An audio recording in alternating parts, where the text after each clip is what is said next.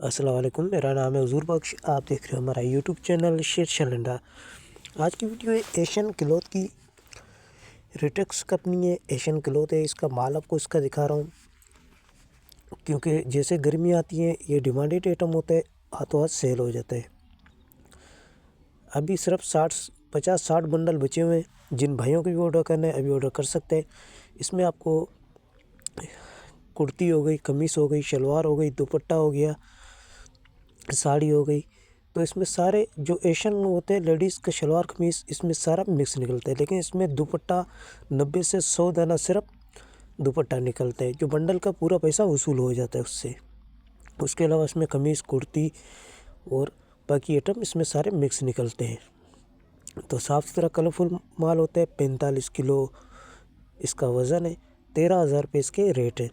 शीशा टाट में आपको भी आइडिया हो रहा होगा। पेमेंट हमारी एडवांस है। जेज कैश, इजी पैसा, मिज़ान बैंक के थ्रू। डिलीवरी चार्जेस आपके होते हैं, चाहे यहाँ से माड़ीपुर अड्डे के हों, चाहे माड़ीपुर अड्डे से आपके अपने शहर के हों, दोनों आपको पे करने होते हैं।